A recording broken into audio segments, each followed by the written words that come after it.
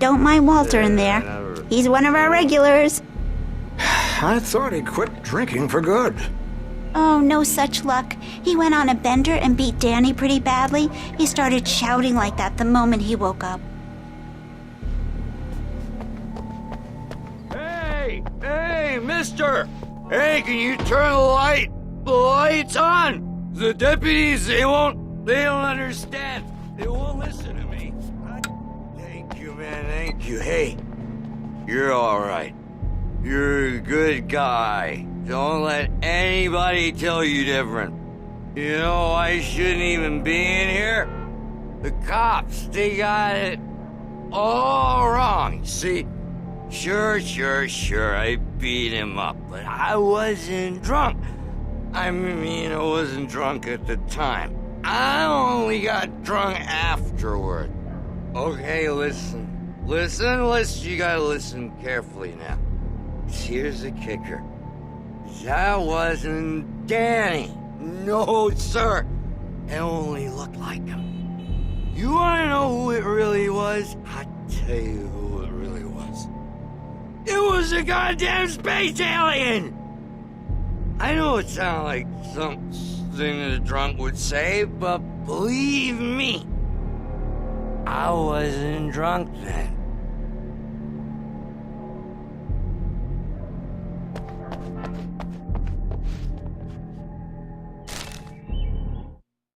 In spite of its human mask, to describe the dark presence as intelligent would have implied human qualities on something decidedly inhuman. Nonetheless, it found the one spot in the diner that was dark enough. Some light spilled into the corridor, ravaging it. But it took the pain. Horrible as it was, the writer would soon fix that. He would be coming to the one place where it still had power. I told him, The early morning light hurt my eyes and made my head ache. The man on the phone had said, "Go through the fence on the left."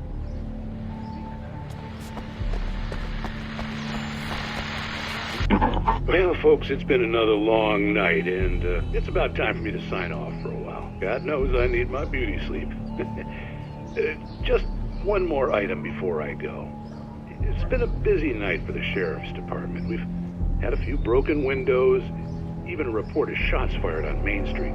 Deputies Mulligan and Thornton had to deal with two intoxicated young men who were celebrating the completion of their Deerfest float. Now, folks, we get this every year. I know it's exciting, the big day's almost here, but let's save it for the party and leave the gunplay for the shooting competition, huh? There's no point in getting all worked up yet.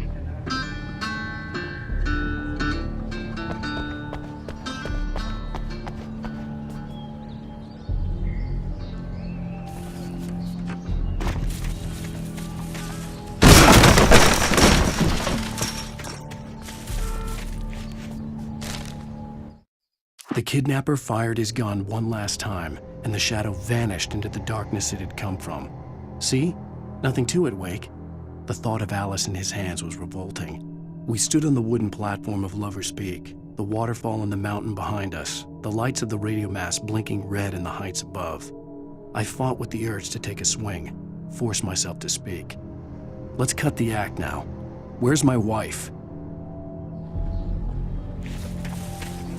Alice's driver's license had been placed on the front seat. The caller meant business. Barry? Ow! Thank God! Where the hell have you been? I've been trying to reach you for a week, you and Alice. I've been worried sick. I flew out yesterday. I'm here in Bright Falls. Barry, listen to me. I'm at the sheriff's station. Come and get me. I can't talk now. Al, what the hell is going on? I had to get the sheriff to let me go. I needed to get to Elderwood National Park to meet Alice's kidnappers.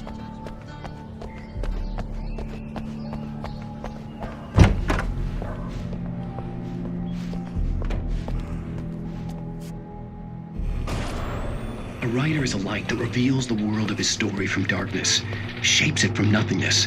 The way a sculptor carves a statue from a block of granite.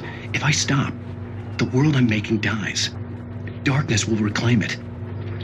It's a long, hard journey into the dark. Alice's life is at stake, but I can't think about that, or I'll lose it. The dread lingers at the edge of perception. I'll push on. Anything is possible here. I'll write the story. I'll save her.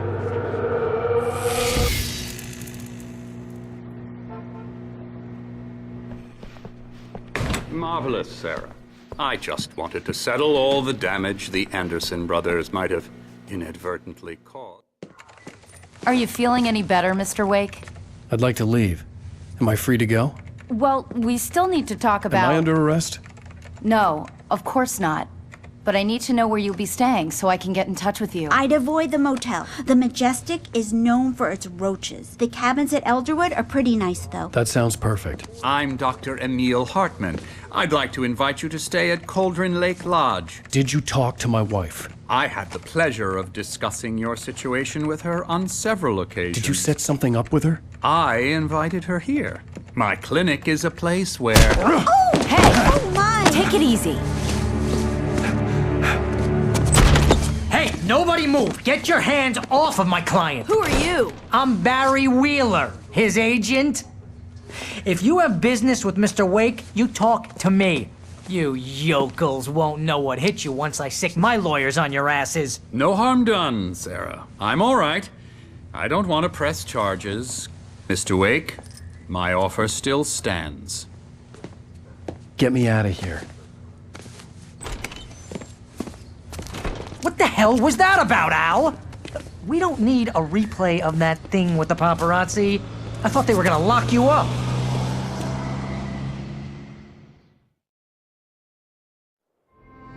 I had to talk to someone. I told Barry everything. He thought I was certifiable, but when he heard about the manuscript, I had him. The fact that I'd written something, even if I couldn't remember it, was enough for him. He smelled money. And he believed that Alice had been kidnapped. Anything beyond that was another story. I had a midnight appointment with the kidnapper in a place called Lover's Peak, somewhere in Elderwood National Park. The plan was to rent a cabin. I don't like it, Al. I don't like any of it. It's not good. In fact, it's the absolute opposite of good. Mr. Wake! Barry, you found him. Hi, Rose. Oh, wow. I was just thinking about you, too. Great. I was just bringing Rusty some coffee. He's on the balcony, looking after Max. Poor thing. I really need to go. Great to see you again, Mr. Wake. Later! Who's Max? What an airhead. Jeez, Mr. Takes a swing at everybody. This is not her fault. She's a very nice girl and, more importantly, a fan. She even has a fan site dedicated to you. And she was very helpful when I was looking for you. Seriously, Al, what you were saying in the car? Just listen to yourself. What, you shot a guy and his body just disappeared? When was the last time you slept? What, are you high? Have you been drinking? No! Look, Barry, I'm missing a week, and someone's got Alice, and everything's just... Do you understand what it sounds like when you say stuff like that? Don't get me wrong, it's a good story, could be a bestseller. But when you start confusing fiction with reality, you're buying yourself a ticket to the funny farm. All right, wait here.